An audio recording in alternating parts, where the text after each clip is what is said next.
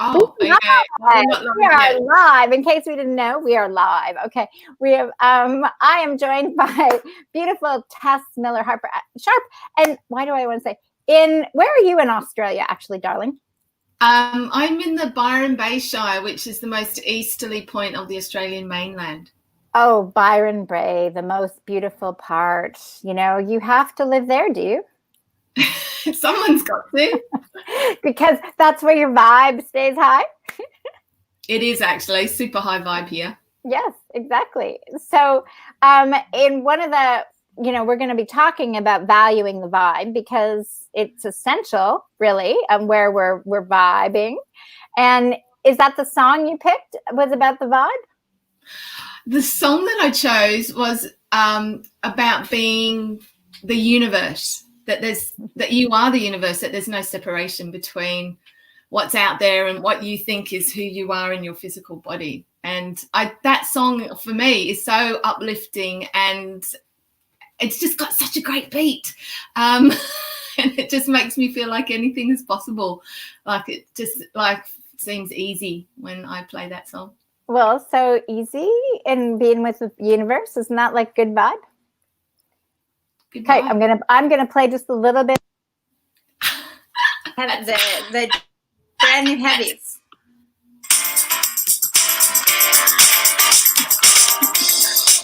You're the future,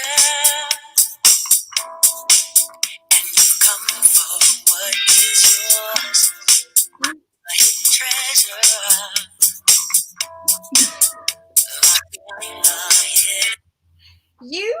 You come for your treasure. I like that. You come for your treasure. Yeah. Because everything there is here for you to receive. That's right. It's the hidden treasure that you think is hidden, but is actually really there all the time. And how did you come to this awareness? Because as so many people have got their head in the sand of Byron Bay. No, there is a beach there. No, so their head is buried. Where did you have your awakening to realize that, valuing your vibe is so important in helping the planet wake up? Yeah, I think that's that thing going back to the morphogenic field or the quantum field, whatever you want to call it, that space-time that we're currently vibrating in, and that we have an impact. Everything we do, everything we say, the way that we move, the actions we take, it's that, cause and effect. Very scientific when you think about it in that way. But also the heart, the heart wants to lead as well, not just the mind.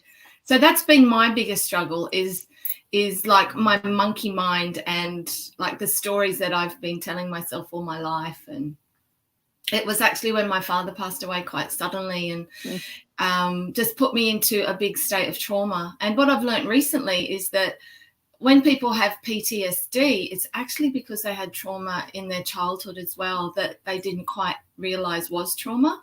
And looking back, I've been doing a lot of that lately, looking back on what's happened and where I've got to now, is that PTSD shock. And it made me really stop because I went so low. I went really low. And when I actually understood what I was telling myself and being aware of the impact that has in the world, not just for me, but for everybody else, it feels like a little bit of personal responsibility, but without any guilt or shame. It's just, okay, that's what I do.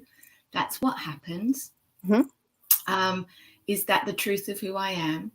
Is that in integrity with how I want to be in the world? And then that's when it's like, right, what's my vibe right now? What is the value of the thing that I'm vibing? Is it really congruent? Yeah.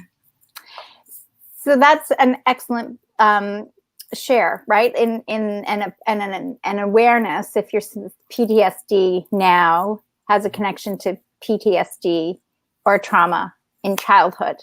So how long ago was this that your father passed or transitioned? 06, 07, 08. So 2008. And so in that is where it all came to fruition. And Yeah. and was that, so that was when you started to just readdress and relook at moving through this low, right? I mean, how did you decide to move through the low? Like PTSD, you bring it up now, it's like a big thing for a lot of people, right? Yeah.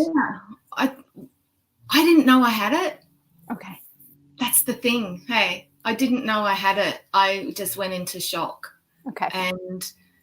And my little baby girl was only 6 months old. So I was in a completely different space. Mm-hmm. I was in that beautiful, etheric, motherly, like angelic, you know, Mm-hmm. all the hormones. And then all of a sudden, bang, it's like ripped out of that. And it wasn't until quite a few years later, actually probably about, I'm going to say 6 or 7 years later, I realized it was PTSD, because I was very low probably for about 4 years. Mm-hmm. Yeah, but about 3 to 4 years I was really low. I don't know what happened in that time. I can't really remember very much. And I just was in a bit of a daze. And I looked like I was doing okay. Like, you know, the robot thing was happening. You know, the functioning, yeah.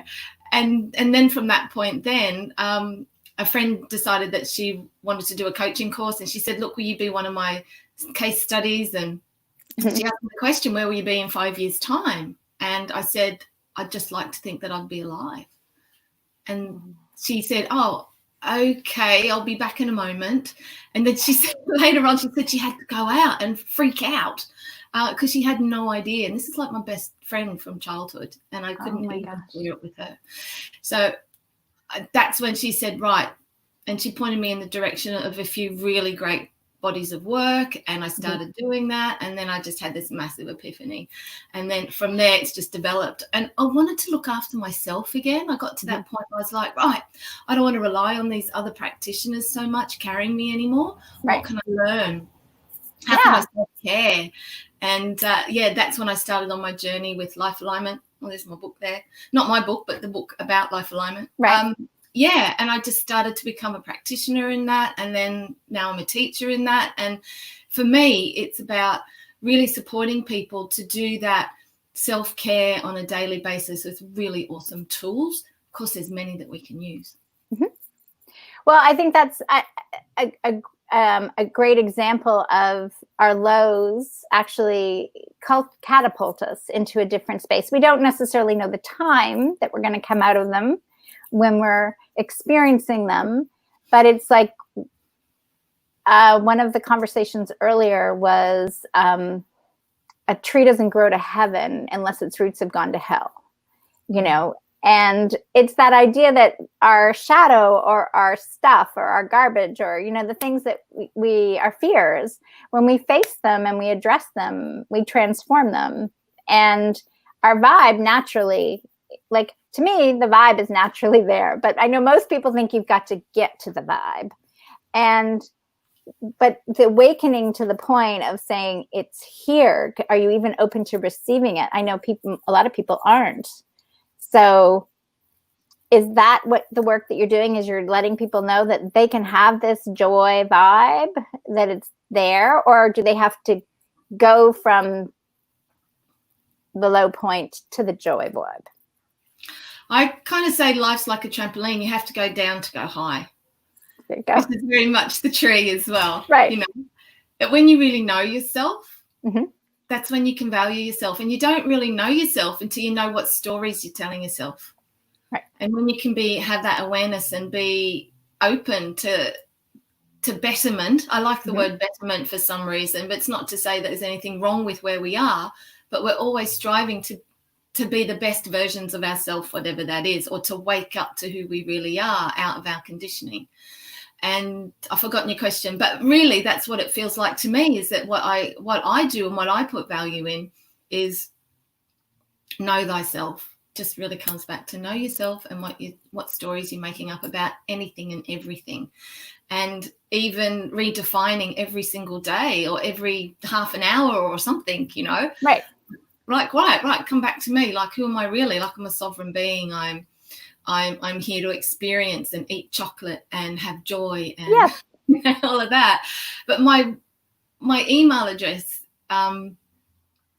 is you matter And that felt really important. It's like you matter in a sense of your value matters, but also you are matter. You are that vibe. You are connected to all those other things that are vibing. We're all just that quantum physics side of matter. And that when we value what we do or how we are or what we offer, and when we get a real good sense of that, there's a massive state of joy and relaxation, openness, safety that can come.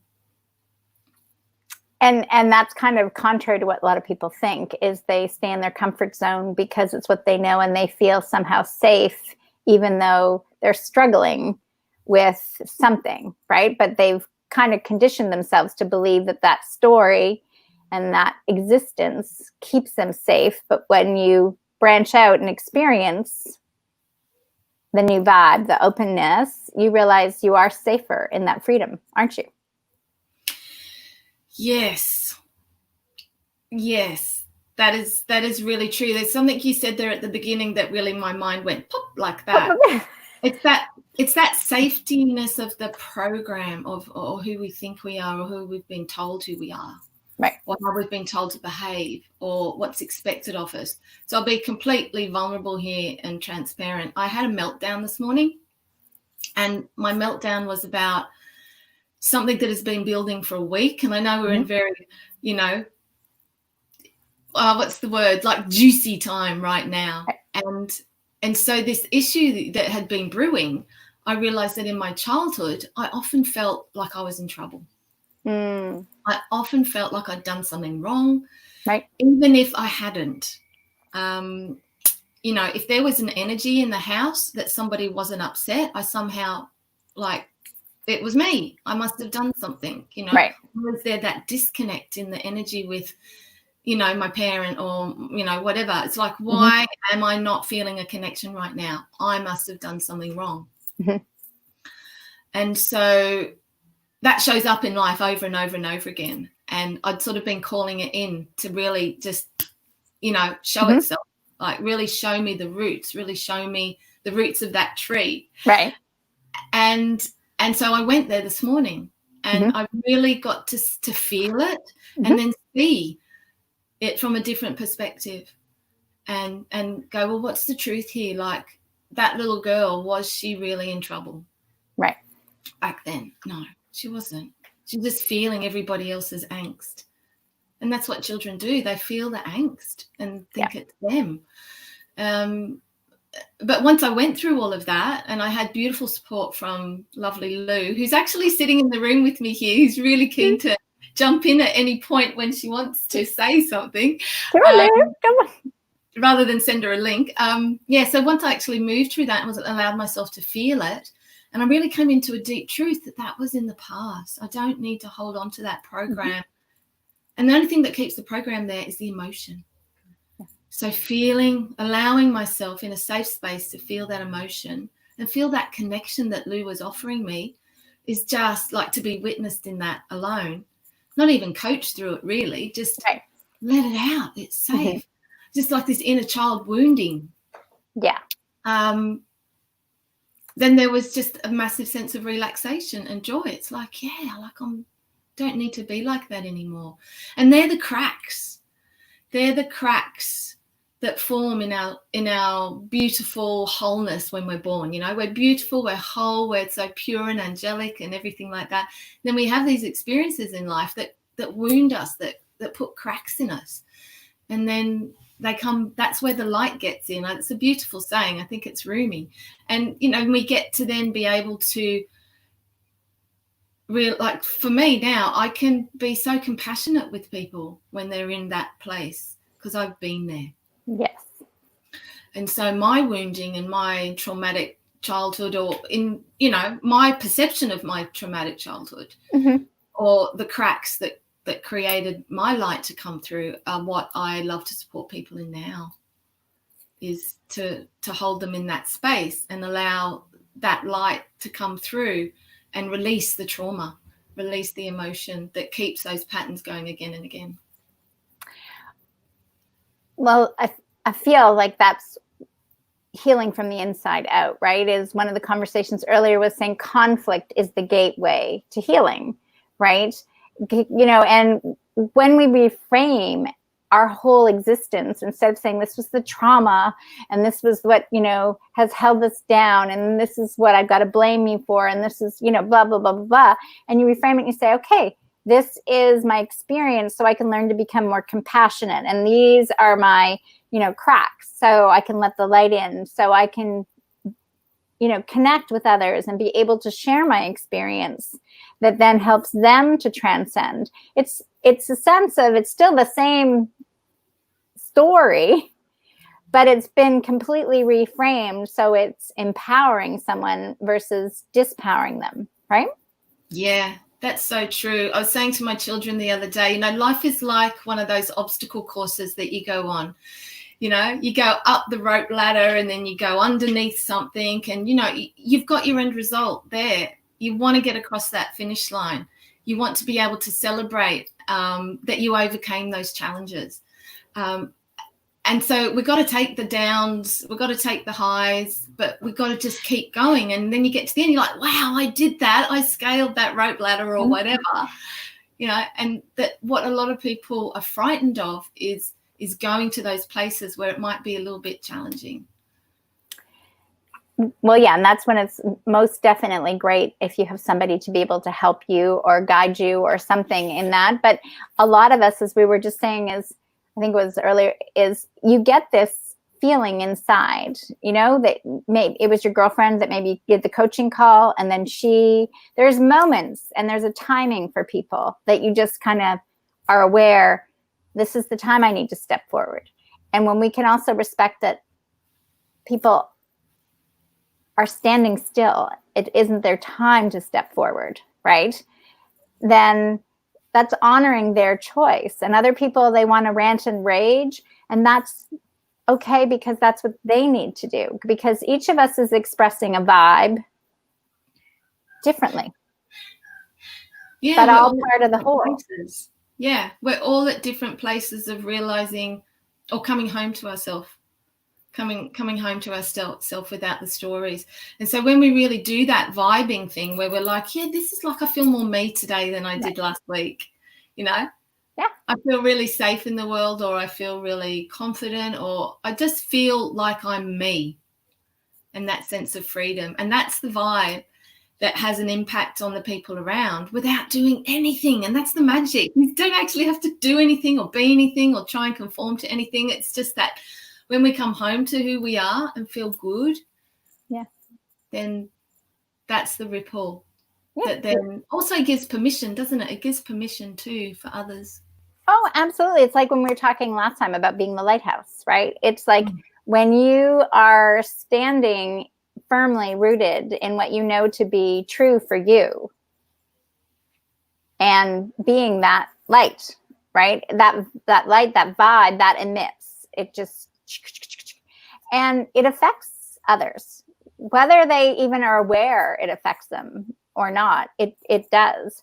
I sometimes, it's like, I've seen an interesting, it's almost like little ripples on the waves. Now I'm starting to see the energy, like, and within a person, and it's very cool.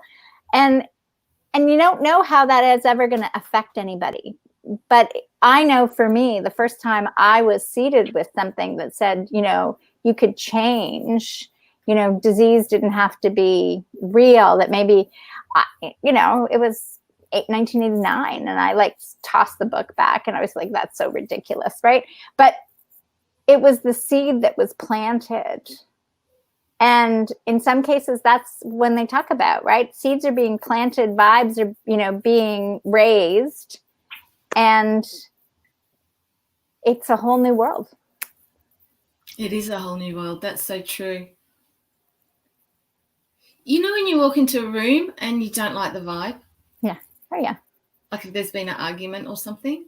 Yep. You can just feel it. You can just know it. But what we don't realize is that people can sense our vibe. Like you say, people don't know the impact that they have. And I would like to bring in my lovely Lou right now, if that's okay. Yeah, well, you're bringing in lovely Lou. There you go, lovely Lou. Come on in, lovely Lou. Lovely Lulu is an amazing viber. I can't tell you. She is the queen of changing the environment just by being. Come on in, Lou. Well, Lou is coming in. I just wanted to say about when Melody was talking about, you know, her encounter with some white people, and she could say that she could, they might say something, but she could tell by the vibe, right? It's essentially, she says, we can read your white faces, right? We could tell, hi. It's like, there is a sense, and whether or not you can read it, you feel it. But when we each start to connect with what we're feeling versus what we're thinking, there is a whole other perception out there. Yes. And that's true, that you can, we're not as, Lou will concur when I get the words right. I'm trying to just get it right though. We think we present in a particular way to people, but people can tell when we're bigging it up or when we're feeling scared and we're kind of overconfident or something like that. We're so transparent, yet we don't realize the filters that we place over the front. Because we're wearing a mask. And we think that we're presenting ourselves in a certain way. And people are like, why is she doing that? Lou asks me that sometimes. She's like, why are you behaving like that? And I'm like what? She's like, why don't you just be yourself? I thought I was. My kids used to call me on that. They would be like, where did you just go? Right? Because it would be like, I would, you know, we were in this conversation and I would just start to think of something else. Right? And they'd go, hold on, where'd you go? And I'd be like, I'm here. Right? I'll fake it. You know what I mean? But it's this idea that, as you just said, people see something in us that we can't see because we're not looking at ourselves. Yeah, we don't know our programs are running. We don't know our conditioning is running a lot of the time. Mm-hmm. And then when you can get people one-on-one, when they're comfortable with one-on-one, you get a whole other side of them than if they're in a group. Like they seem to just be different. And that's because probably they're more relaxed. And you can really feel them then. I'm much more better one-on-one than in a group. Like, well, see, I could say what years ago was I couldn't look someone in the eye. Right? It was just too, you know, one-on-one was like brought back too much trauma. Right? Yeah. It was like, put me in a group and I'm safer because, you know, there's somebody I'll be able to go to.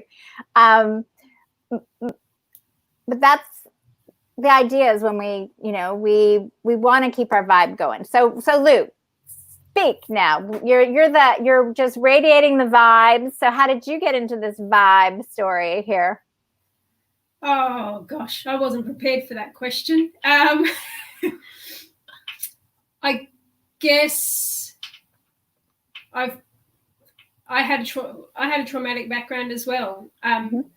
When I say that though, I came from a middle class background with really lovely parents who perhaps were just young and didn't know how to deal with stuff. There was a bit of anger in the household, and I was sensitive, and that had a big impact on me.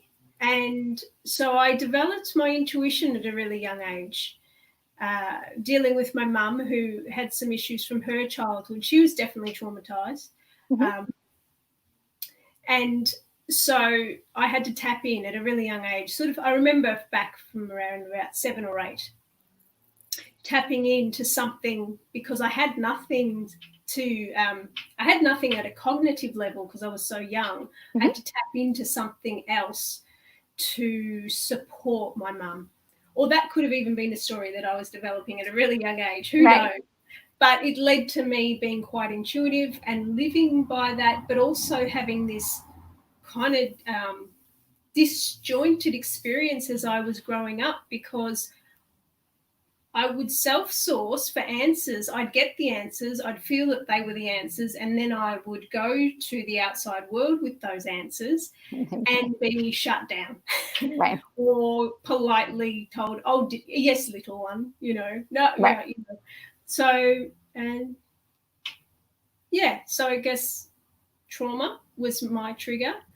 And then a lifetime of growing and learning and coming back to myself.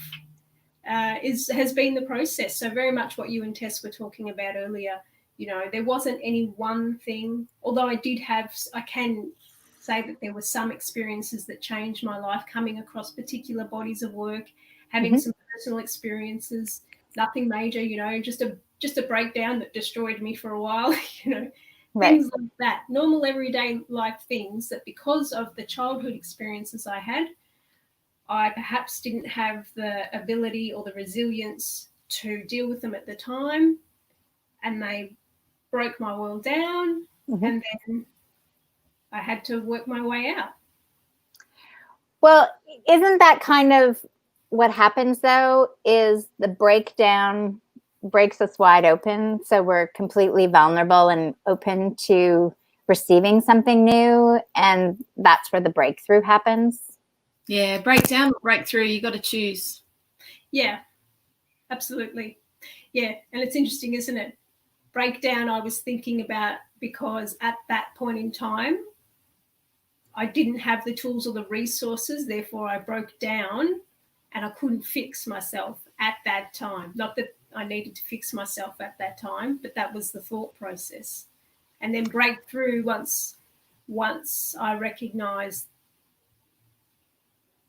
that everything was happening for me, and that was a greater part of myself that was asking me to get out of my comfort zone. You were talking about comfort zone before, right? They say, don't they, that there's only two incentives for us. It's either pleasure or pain. We've got to go to enough depths of the pain, or we've got to have enough of an idea of the pleasure to incentivize or motivate us to move, because otherwise we're pretty solid matter as human beings. Well, I find that the universe can dangle carrots, right? To say, oh, don't you want to do this? And someone goes, oh, yeah, that's so great. And then in the process of them going for that carrot, usually that can be where the breakdown completely happens in their life, but nobody's going to sign up for that. Like, I have a girlfriend, I was like, are you going to would you have signed up for the fact that, you were going to like learn to see yourself and see your shadows and break down and look like you're going to leave your marriage and all that stuff. And then, but a year later, everything is like awesome. No, you signed up for a trip to go to Hawaii and you thought that was going to solve your marriage, right? And that looked really good. But in the process of doing that, right, you see things. So sometimes that's what happens, is we do get enticed to do something different to allow us. And other times we just collapse entirely. Either situation is perfect for the person who's having that experience. Yeah, that honoring definitely of where anybody is at in any moment. Very, very true. Yes. So you're now working with the fact that you realize that new frequencies, dun, dun, dun, that the joy vibe is higher than the anger vibe, and the anger vibe is higher than the victim vibe. Isn't there like a song that goes like that? That it's like and you're using not just your intentions or your results, but you're also using some electronic frequency stuff this time. Is that really what's going on? Yeah, that seems to have entered my life quite suddenly and unexpectedly, I must say. The frequency device is something that has only really been available to people with a lot of money and with sort of a medical background.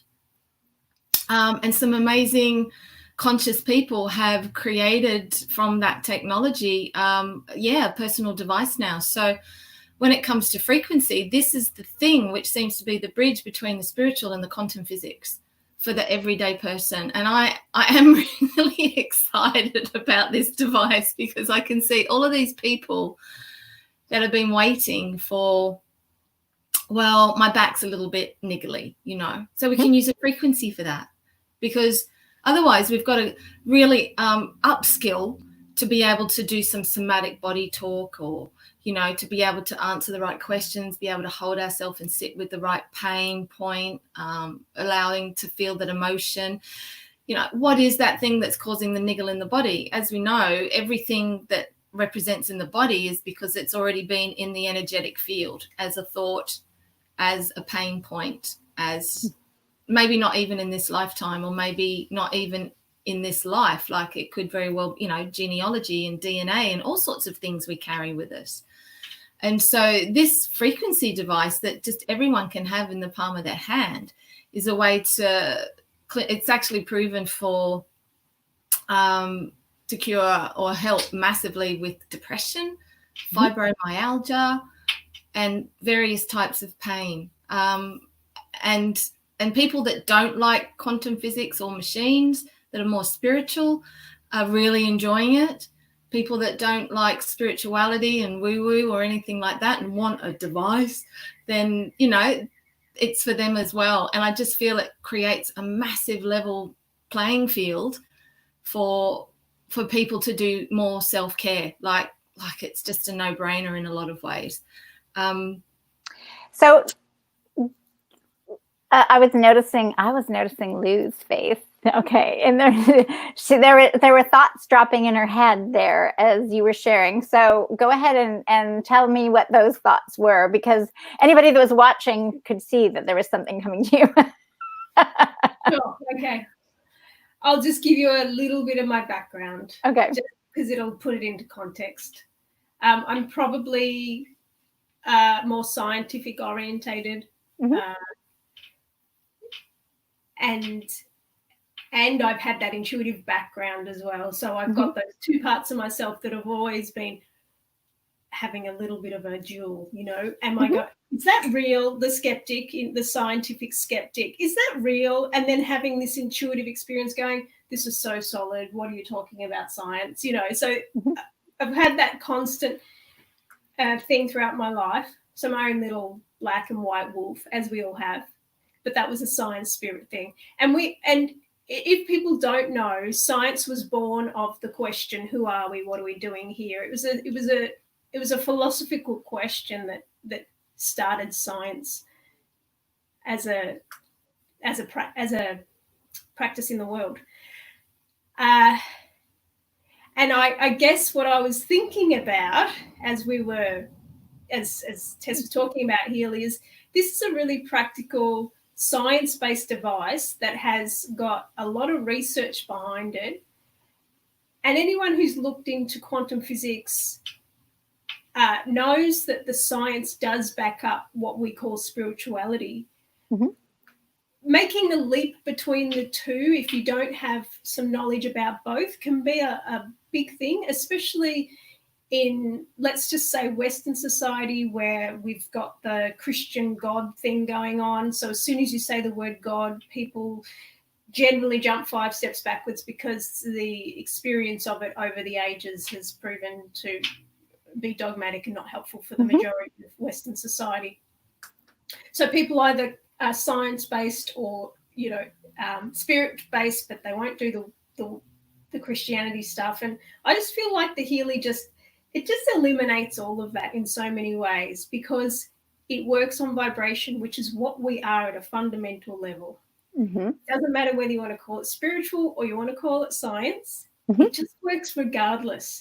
And it goes beyond our beliefs even, because the skeptic science part of me has been with vibration. I know it's there. I know I use it. I know I tap into it intuitively, but it's not been tangible. It's not been tangible. I haven't been able to see it, know it, feel it. But I had every time I use the Healy, I have a very physical response to that. Like, I went crazy and did 55 push-ups one day, and then the next few days I couldn't touch my nose. And then Tess said, oh, why don't you try the Healy? And I went, oh, yeah, my skeptic brain went, well, it's not going to hurt to try. Tried it. Next morning, woke up. No problem. Like, I could move my arm. Like, completely. So it was just one of those things where it bypasses everything because it works on who we are at a fundamental level. Some smart person's gone in and figured that out and figured out how to use that. And so that's what I was thinking. I'm like, somebody's finally bridged that gap for us. Bypasses all the skepticism in the mind. And well, it came out of Germany, right? Yeah. And I don't know if either of the two of you have ever heard of Bruno Gruning. Yes, the name. Yeah. Yeah. So when he was alive, he would say that there's healing streams that are just present and you need to just absorb them. And so, I mean, I've had that experience just using his photo. I've had the experience when I've introduced people to the fact that, you know, it's the same idea. They're not holding a device, but they're open up and poof, you know, their arm is moving and their things have shifted and changed. And so I guess what, you know, I know from that experience, people are like, ooh, that's like, you know, I'm like, well, you believe in cell waves and you believe in internet waves, you know, why wouldn't you believe there's, you know, but the whole journey is about, you know, somebody convincing themselves. So with this external device, it still fits with this idea that most people have, that there's something outside themselves that can help them. Yes. Right? Yes, it does, even though it uses the same thing that we're made of. So right. It's native to our world, our universe. It's not anything untoward or that we have to process in some way to be able to utilize, like herbs or something like that, you know. It's just a frequency. It's a vibe. It's amazing. And you know, we've got the rays, we've got the chakras, we've got all of this energy streams that we can tap into. But a lot of people don't know about that. And a lot of people don't feel confident about that. Oh, right. No, exactly. It seems, well, it's just like we have nature, right? But people, we were talking earlier, you know, they're listening to the birds or something or getting present to the moment. Like there's all these things that you could have in your experience, but most people have been conditioned to not even think about that aspect of what's natural. Right? Yeah. It's still like if you ask somebody, do you want to take a pill? For the most part, do you want to take a pill or do you want to spend 8 weeks doing somatic therapy? Right? So this is where you're saying this bridges the gap. This is like, yeah. I might just make a comment there, Jacqueline, because I've always come from the perspective of how would I have done this without technology? Like I have an outdoor rec background, so nature is my cure, and I've always considered nature or my internal advice as the cure to my physical world. So I've never been a take a pill person. Right. It was interesting to hear your comment when you said, oh, and it's something external. And it is strange for me that something external consolidated vibration for me in some way. And that perhaps taps into a narrative that's, you know, quite deep within us and within our psyche that I'm not sure where I'm going with this, with what I'm saying, but it's like, yes, nature and everything is there, and we already have all the tools and resources there, and yet we're taught that outside of us is the answer. Right. I mean, that was what we talked about at Global Party in March, was that this was an opportunity for everybody to stop looking externally, right? That something invisible out there is affecting you, right? And in a negative way that you need to be fearful of, because something invisible out there is affecting you, right? But it can also be affecting you in a positive way, right? Again, it's about, are you looking at breakthrough or are you looking at breakdown? Are you looking at that COVID thing was, oh my gosh, I want life to go back to be normal?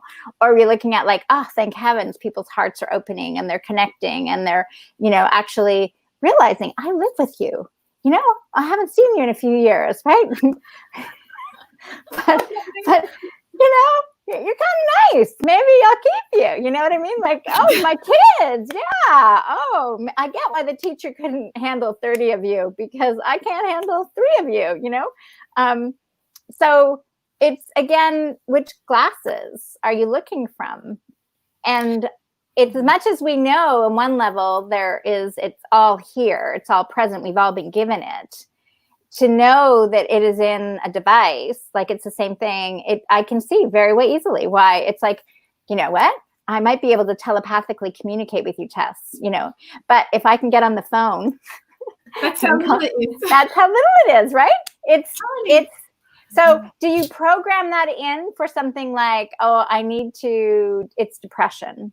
Does somebody with depression know that they need the joy vibe, or, you know, like that would be my next question. Well, it's interesting you ask that because it's got the physical things. So, you know, pain in the body, toothache, things like that, the physical things and the emotional stuff as well. So there's feel-good system, there's positive thoughts. And if people, depends what their level of disconnect is really, is if they feel that they're worthy of actually receiving a frequency. Yeah. You know, which is pretty much life in general when people are low. There are a lot of unworthiness going on. They also have the chakras, so you can send the frequencies to rebalance the chakras as well, which is, I thought was like, yeah, right. And you know what's interesting is with life alignment, I work with vortex cards, and I want to make this very clear right now. These are the 2 of the latest vortex cards. Okay, now people just go, oh yeah, or reverse. A piece of, you know, laminated magnetic with a pretty picture on. Okay. But this is intention and frequency in these cards. Sorry, Luke. Mm-hmm. And this is actually the 369 code of the universe, if you know about 369. Mm-hmm. And one is an in card and one is an out. So they create a stream, they create a flow, they create a channel. And I have much more faith in these than I did in the Healy in the beginning. Like, I'm like, yeah, these work. I know I can tune into these. My intuition can inform me specifically of all the different cards that I have access to, all of these streams of vibration and consciousness that I can put on people and use to shift their energy. So for me, that whole world makes sense. But give me a device and I'm like, oh, I don't trust the device. I don't know. But then there's, like I said, there's people that really want to trust a device. Right. So if people want to trust a device, they can scan. If there's a few different levels you can have access to, but the top level is a scanner. So you can actually scan your field with the quantum sensor, and it'll just tell you what you want, what you need, what's running for you, depending on what you set your intention to be. So if someone's like, yeah, I'm feeling really depressed, they can do the scan thing and it will come up saying, you know, it might have something to do with circulation because maybe they're too stagnant. And you're like, well, that's got nothing to do with depression. But when people are stagnant in their thoughts, in their emotions and their physical, it's going to have some sort of impact. So did you use that this morning? I didn't use it this morning because I couldn't find it because the children had it last night. And then I only just found it. What? You only have one in the house? They don't have their one. You only need one. Okay. One per household is plenty. Yeah, and there's 5 of us here. So, and then there's the dog. So there's 7 of us. Right. So, yeah. So no, I can relate because I remember with my dog, we used to tune in when he was always there, and when we were camping or we were staying at this other house, and he wasn't allowed in the house, and so for like a week he was staying outside the house, and when we went to the next stop, for the first time in his life, in his like 7 years, he got his legs stuck in the rocks, and he almost got hit by a car when we went out for stopped for a gas break, and I was like, what the heck's going on? I was like, you're out of sync. And then I was like, oh, you haven't been tuning in with us in the mornings, right? Because you're outside. And so it's like, okay, we got to include you back. And then he was like in the jog, you know, but yeah, even the dog. There's the vibe thing again, isn't it? It's like, is there a disconnect in the vibe or not? Like, yeah. Oh, poor darling, feeling that disconnect there. But yeah, that's what we do, don't we? It's just how it happens. And then we learn. And that's the key. Yeah. And we were talking about mistakes yesterday. Oh, I call them. Is there such a thing as a mistake, or just a choice that it's didn't work out the way you thought it would? Yeah. Well, it's a mistake. So, you know, in the movies, they'll do take 1, take 2, right. and they'll go like, do it again, do it again, do it again. And that's all a mistake is a mistake. Like, it's not how you thought it was going to turn out. Right. So would you do the same thing again? Well, you know, sometimes. You can't. No. That's stupidity. Who said that? Wasn't it Einstein? Yeah. Doing the same thing repeatedly and expecting a different outcome. That's insanity. Yeah. So I don't think there are mistakes. I think there are just take 1, take 2, not pills, action. Yeah, Leah's like, I love that. Yeah, well, that's it. It's like an experience, another experience, and we want to, well, we've been taught to be creatures of meaning.